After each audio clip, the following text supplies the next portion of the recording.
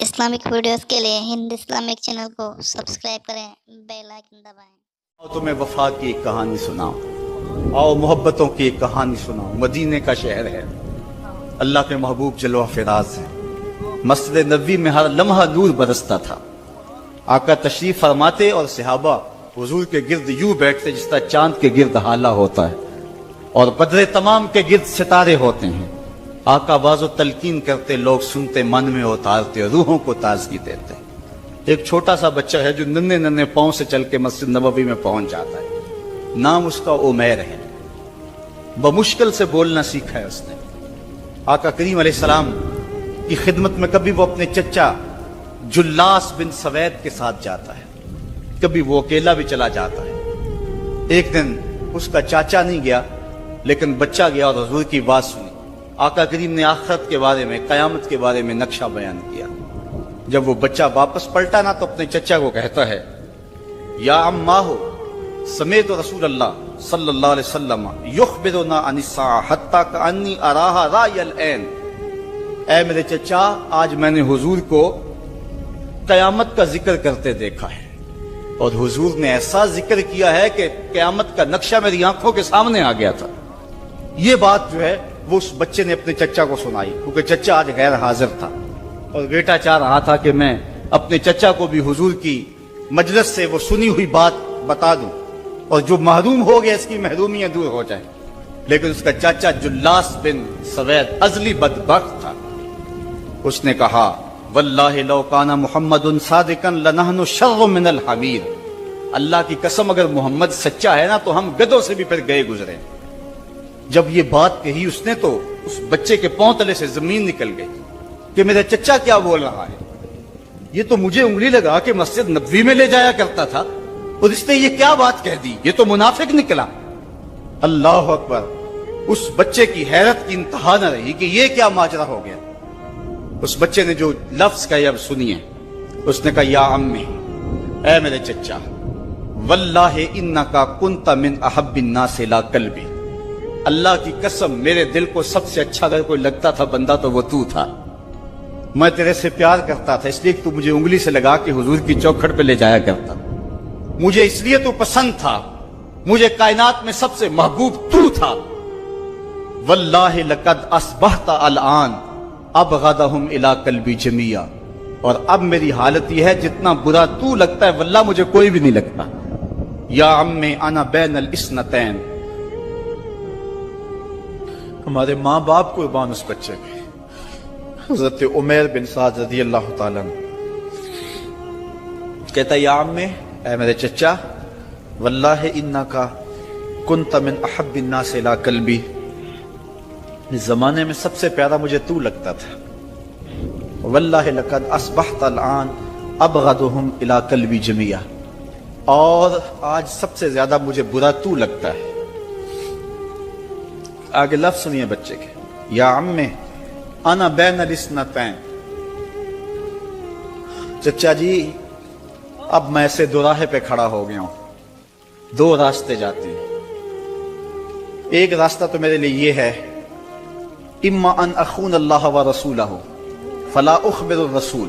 ایک راستہ تو یہ ہے کہ میں اللہ اور اس کے رسول سے خیانت کروں اور جو تیری بات ہے وہ رسول اللہ کو نہ بتاؤں۔ ایک تو یہ راستہ ہے کہ میں حضور سے خیانت کروں، اللہ سے بھی خیانت کروں، اور جو تو نے کہا ہے، جو تو نے بدتمیزی کی ہے، میں وہ بات حضور کو نہ بتاؤں۔ وَإِمَّا أَنْ أُخْبِرَ الرَّسُولَ وَلْيَكُنْ مَا يَكُونُ۔ اور دوسرا راستہ میرے پاس یہ ہے کہ جو تو نے کہا ہے میں جا کے حضور کو بتاؤں، پھر جو ہو سو ہو۔ بس اب میرے پاس دو ہی راستے ہیں۔ فقال جلاس بن سوید، اس کے چچا جلاس بن سوید نے کہا، انت طفل غض لا یصدقک الناس فقل ما شئت۔ تو ناز سمجھ سا بچہ ہے، چھوٹا سا بچہ ہے، تیری بات کس نے ماننی ہے، جا جو جی چاہتا ہے کہہ لے۔ وہ بچہ اٹھا اور حضور کی مجلس میں پہنچ گیا، حضور کی چوکھٹ پہ حاضر ہوا، اور وہ بچہ کیا کہتا ہے، صاحبو ان کانوں سے نہیں، ان جملوں کو دل کے کانوں سے سننا ہے، اور اس دعا کے ساتھ اللہ ہماری نسل کو بھی حضور کا ایسا پیار دے، حضور کی محبت میں دے۔ وہ کیا کہتا ہے؟ یا رسول اللہ صلی اللہ علیہ وسلم، الجلاس بن سوید خان اللہ و رسولہ، حضور جلاس بن سوید نے اللہ اور اس کے رسول سے خیانت کی ہے، وہو عمی، اور میرا چچا لگتا ہے۔ اگلے لفظ سنیے، وقد تبرأت الی اللہ ثم الیک منہ، حضور میں پہلے اللہ کے حضور پھر آپ کے حضور اس سے بیزاری کا اعلان کرتا ہوں۔ حضور میرا اس سے کوئی تعلق نہیں ہے، میرا اس سے کوئی واسطہ نہیں ہے۔ میں اللہ سے بھی کہتا ہوں میرے مالک، میرا چچا سے کوئی تعلق نہیں ہے چونکہ وہ تیرے محمد کا دشمن ہے۔ حضور میں آپ سے بھی کہتا ہوں کہ میرا میرے چچا سے کوئی تعلق نہیں ہے چونکہ وہ آپ کا دشمن ہے۔ قالا وماذا قال، حضور نے فرمایا بچے اس نے کیا کہا ہے؟ بچے نے ساری کہانی سنا دی کہ میں نے آپ کی تقریر سنی، آپ کی گفتگو سنی اور جا کے بتائی تو اس نے کہا کہ اگر وہ سچے ہیں تو پھر تو ہم گدھوں سے بدتر ہو گئے۔ حضور نے صحابہ کو بلایا، کہا کہ یہ واقعہ پیش آیا ہے، بتاؤ کیا کریں؟ صحابہ نے عرض کی ھذا طفل صغیر لا تصدقه فهو لا یعی ما یقول والجلاس بن سوید یصلی معنا وهو شیخ کبیر وعاقل، حضور یہ بچہ چھوٹا ہے، کم عقل ہے، کم سمجھ ہے، یہ تو اپنی بات بھی نہیں صحیح طرح سمجھ سکتا، جو کہتا ہے تو وہ بھی نہیں جانتا، اور جلاس بن سوید بڑی عمر کا آدمی ہے، ہمارے ساتھ نمازیں پڑھتا ہے اور عاقل شخص، تو آپ اس بچے کی بات کی پرواہ نہ کیجیے اور اس کی خبر کی تصدیق نہ کیجیے۔ ادھر جلاس بن سوید کو جب پتہ چلا تو اس نے بھی قسمیں کھانی شروع کر دی کہ میں نے تو کوئی بات کہی نہیں ہے، ایک چھوٹے سے بچے نے جا کے ویسے ہی بات کر دی۔ تو حضور نے اس بچے کی بات کو نظر انداز کیا صحابہ کے کہنے پہ۔ اب اس بچے نے جب دیکھا کہ میری بات حضور نے قبول نہیں کی ہے تو اس نے جھولی پھیلا لی اور آسمان کی طرف دیکھ کر کے کہا اللہم ان کنت صادقا فصدقنی وان کنت کاذبا فکذبنی، اے اللہ اگر میں جھوٹا ہوں تو مجھے جھوٹا کر دے اور اگر میں سچا ہوں تو میری سچائی کا اعلان کر دے۔ یہ بچے نے جب بات کی تو ابھی اس نے منہ پہ دعا مانگ کے ہاتھ نہیں پھیرے تھے کہ جبریل آ گئے، اور سورہ توبہ کی آیت نازل ہوئی یحلفون باللہ ما قالوا وَلَقَدْ قَالُوا كَلِمَةَ الْكُفْرِ وَكَفَرُوا بَعْدَ اسْلَامِهِمْ، یہ قسمیں کھاتے ہیں کہ ہم نے یہ بات نہیں کی ہے، محبوب انہوں نے اسلام لانے کے بعد کلمہ کفر بولا ہے، انہوں نے کلمہ کفر بولا ہے، اس نے بات کہی ہے۔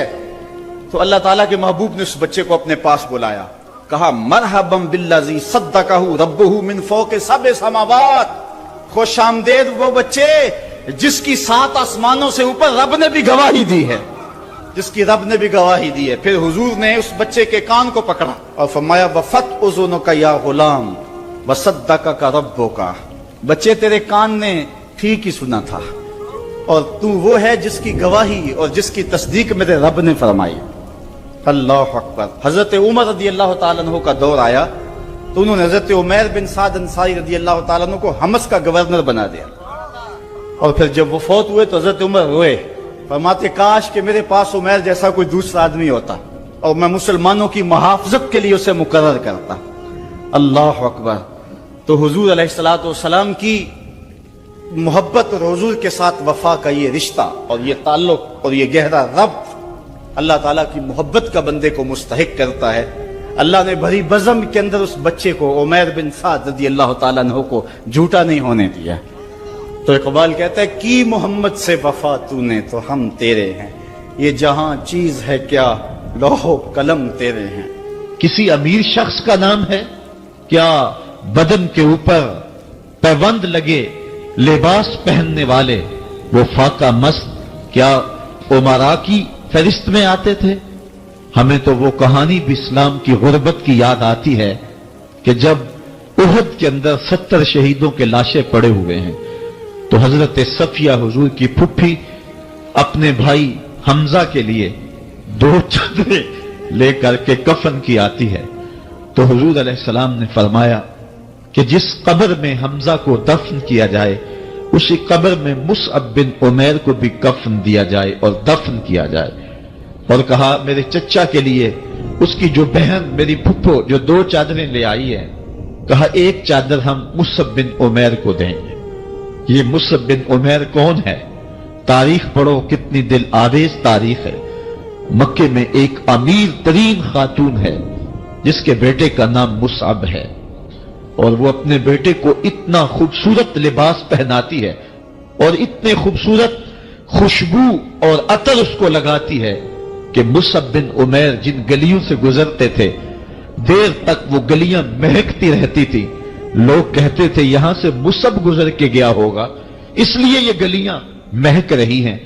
अच्छा, फिर मुसअब पे नजर पड़ती है मेरे मोहम्मद अरबी की, तो मुसअब बिन उमैर हुजूर की जुल्फों का असीर हो जाता है। मां काफिरा है, जब पता चलता है तो उसका लिबास भी छीन लेती है, सहूलतें और आसूदगियां भी वापस ले लेती है। फिर वो वक्त भी आया कि मुसअब बिन उमैर हबशा की जानिब हिजरत कर जाते हैं। मक्के के हालात कुछ थोड़े से खुशगवार नजर आए तो वो हबशा से वापस मक्के जब पलटे तो उनके बदन पे जो चादर थी वो जगह जगह से फटी हुई थी। मेरे आका करीम अलैहिस्सलाम ने देखा तो हुजूर की आंखों में आंसू टपकने लगे। कहा ये वही मुसअब है जो इतना खुशपोश नौजवान था कि मैंने पूरे मक्के में इससे खूबसूरत लिबास पहनने वाला कोई दूसरा शख्स नहीं देखा, और आज मेरे मुसअब को पहनने के लिए जो चादर मुयस्सर है वो भी जगह जगह से फटी हुई है। ये इस्लाम की गुर्बत की कहानी है। और आज उहद में यही मुसअब बिन उमैर शहीद हो जाते हैं और उनके लिए कफन भी दस्तयाब नहीं है। हुजूर ने कहा जो मेरे चचा के लिए 2 चादरें लाई हैं उनमें से एक का कफन मुसअब को दे दो ना, और दूसरी चादर से कफन मेरे चचा को दे दिया जाए। अच्छा, हजरत मुसअब के लिए बड़ी चादर रख दी गई और हजरत अमीर हमजा के लिए जो चादर थी वो छोटी थी। अगर सर ढांपते थे तो पांव नंगे हो जाते, अगर पांव ढांपते थे तो सर नंगा हो जाता। हुजूर ने फरमाया मेरे चचा का सर ढांप दो और पांव के ऊपर इज़खर नामी घास डाल दो। मैं ये इस्लाम की गुर्बत की कहानी तुम्हें सुना रहा हूं, जब मेरे रसूल के चचा के लिए पूरे कफन का टुकड़ा भी दस्तयाब नहीं था। इस्लाम उस वक्त भी इज्जत पा गया था, इस्लाम उस वक्त भी जलील नहीं था, इस्लाम उस वक्त भी सरबुलंद था, और इस्लाम उस वक्त भी इज्जतों की मसनद पे था। ये इस्लाम का वो दौर है कि जब हुजूर मस्जिद नबवी से बाहर निकलते हैं तो आगे हजरत उमर व अबू बकर रज़ी अल्लाह ताला अन्हुमा खड़े हैं। चेहरे के ऊपर अजीब उदासी है। कहा उमर, अबू बकर, इस वक्त क्यों खड़े हो? अर्ज की हुजूर, भूख ने घर में टिकने नहीं दिया। हमने चाहा हुजूर का चेहरा देख लें तो कुछ प्यास बुझ जाए, कुछ भूख मिट जाए। हुजूर ने फरमाया मेरा हाल भी यही है।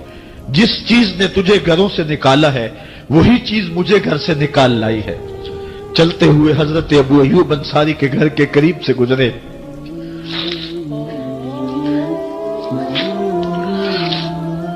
हुजूर की खुशबू पाके वो बाहर आ गए। अर्ज की बंदा नवाज, आज मेरे मेहमान नहीं बनते? हुजूर ने कहा तुम्हारी मर्जी। घर ले गए, चटाई बिछाई, हुजूर को बिठाया, घर वालों को बकरी का बच्चा ज़बह करके दिया। कहा जल्दी जल्दी खाना तैयार करो, मेरे आका को भूख लगी होगी। ये कह के वापस आए, हुजूर के पास बैठे, नजर चेहरे पे पड़ी तो घबरा गए। ज़कात के आसार इतने वाजे थे कि समझ आ रही थी कितने दिनों से हुजूर ने कुछ नहीं खाया। उठ के बाग में चले गए, खजूरों का खोशा तोड़ा, हुजूर के सामने रखा।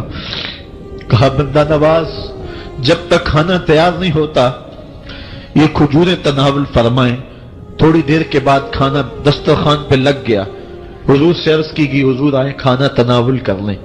हुजूर ने दस्तरखान पर तशरीफ फरमा हो करके हुजूर ने कपड़ा उठाया तो हुजूर ने जब देखा कि खाना है तो हुजूर ने एक रोटी ली और चंद बोटियां उठाई और एक खादम को बुला करके कहा जाओ हमारे घर दे आओ, मेरी बेटी फातिमा कितने दिनों से भूखी है।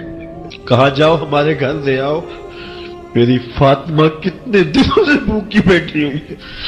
माल के कौनैन है, गोपास कुछ रखते नहीं। दो जहां की नेमतें हैं उनके खाली हाथ में। आपको पता होगा कि जब मेरे रसूल का इंतकाल हुआ है, हुजूर का विसाल हुआ है, तो हुजूर की एक ज़िरा एक यहूदी के घर में गिरवी रखी हुई थी। हुजूर ने ज़िरा रख करके उससे कर्ज लिया हुआ था। ये इस्लाम की गुर्बत की कहानी है। और फिर अल्लाह ने इस्लाम को अमारत के रंग भी दिए। आओ तुम्हें कहानी सुनाऊं। हजरत अदी बिन हातम रिवायत करते हैं, सही बुखारी में रिवायत है। ये हातम ताई के बेटे हैं। कहते हैं मैं हुजूर की खिदमत में हाजिर हुआ। एक शख्स आया, कहने लगा हुजूर गुर्बत ने मेरा बुरा हाल कर दिया है। और उसने शिकायत की, गुर्बत की, पसमानदगी की और अपनी मुआशी बदहाली की। फिर एक शख्स आया, कहने लगा हुजूर मेरे पास दौलत तो है, लेकिन मैंने जिस मंजिल पे जाना है रास्ता पुरखतर है, तो मेरे लिए क्या हुक्म है कि मैं कैसे रास्ता तय करूं। तो ये दो लोगों ने ये बातें की। तो हजरत अदी कहते हैं कि हुजूर ने रूए सुखन मेरी जानब मोड़ा और मेरी जानब मुखातिब होके कहा, अदी तूने हीरा देखा है? अदी कहते हैं मैंने अर्ज की हुजूर देखा नहीं, सुना है। हीरा ये शहर है इराक का। तो हुजूर ने फरमाया अदी तूने हीरा देखा है? मैंने कहा नहीं हुजूर देखा नहीं, उसका तज़किरा सुना है।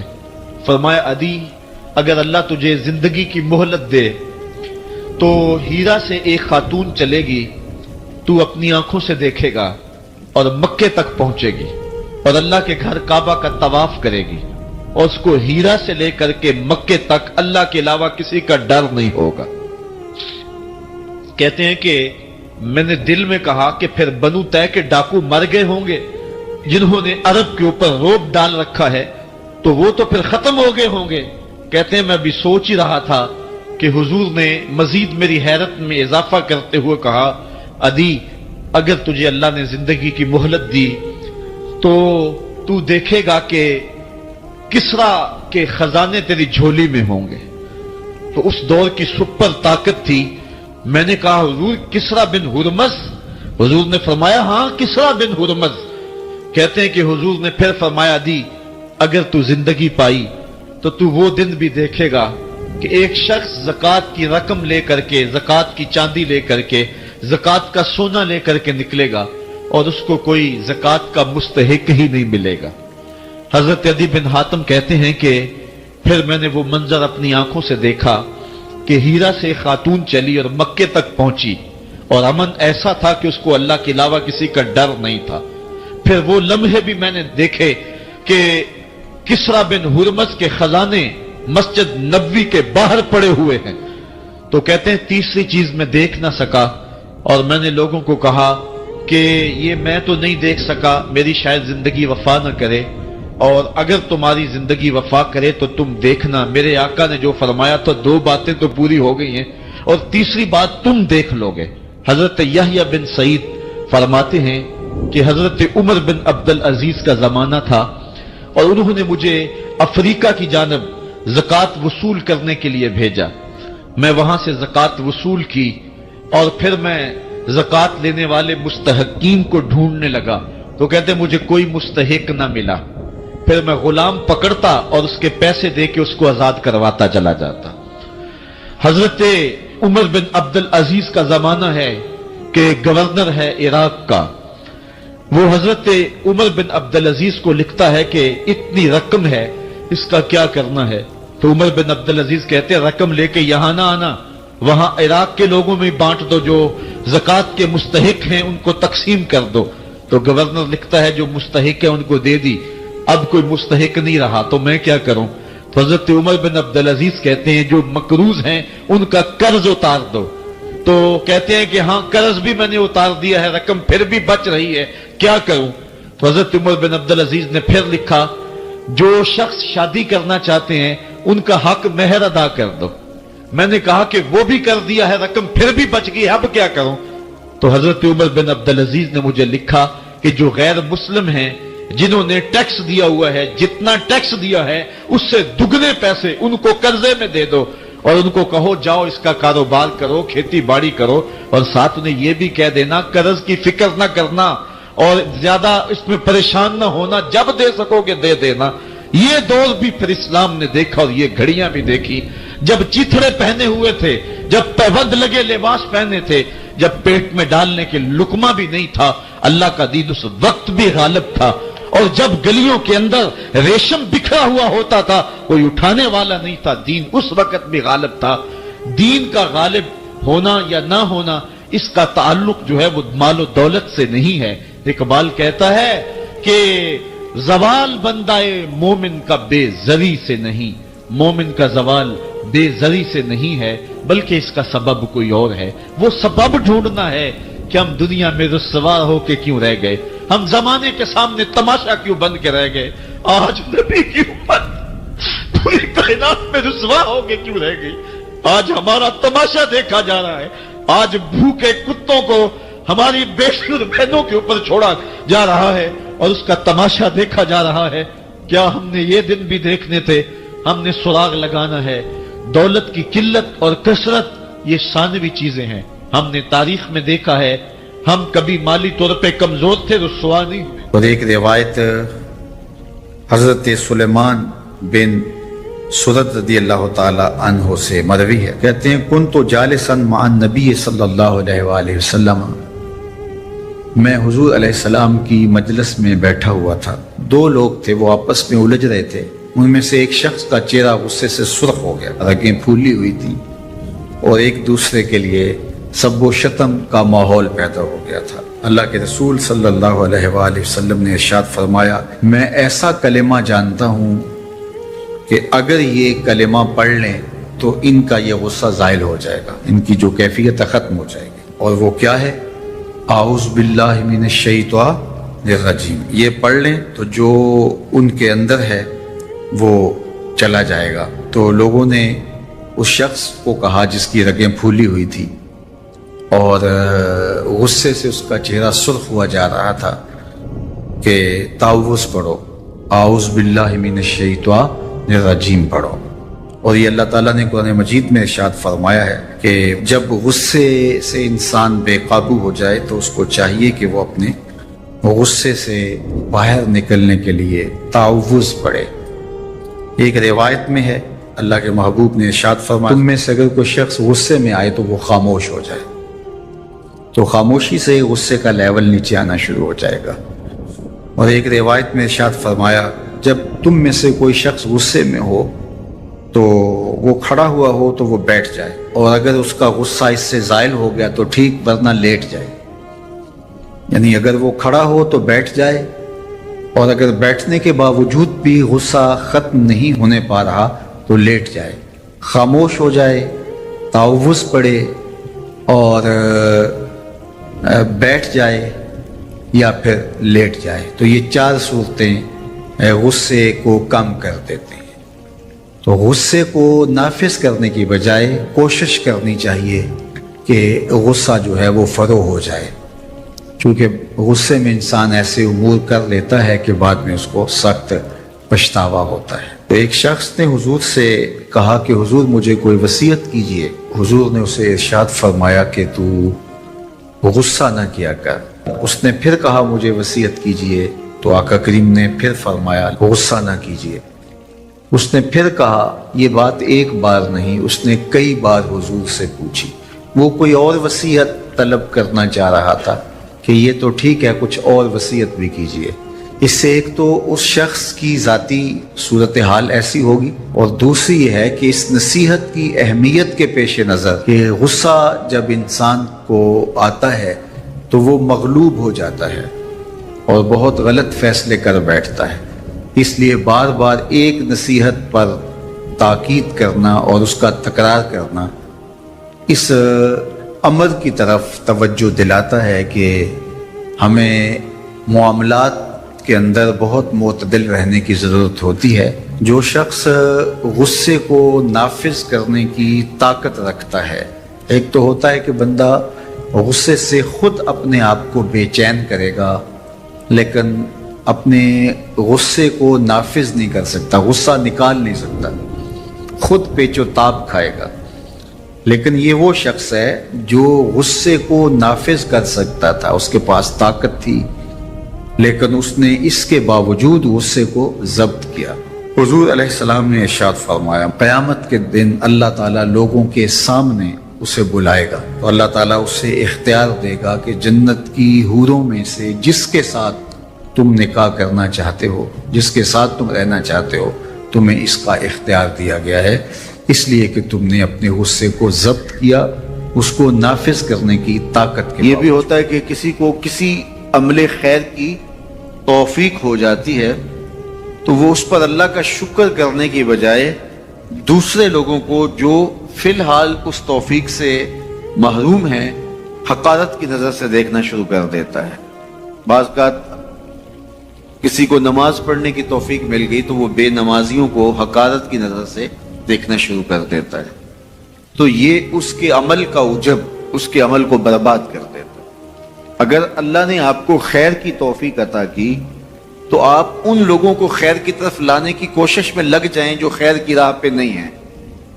بے نمازیوں کو نماز کا عادی بنانے کے لیے آپ کی جد و جہد شروع ہو جانی چاہیے کہ یہ خیر مجھے نصیب ہوا تو اس کو بھی نصیب ہو جائے، نہ یہ کہ آپ کسی کو حقارت کی نظر سے دیکھیں اور خود پسندی کے مرض میں مبتلا ہو جائیں کہ دیکھو میں نمازی ہوں اور میرے پاس یہ ہے اور فلاں کے پاس یہ نہیں ہے۔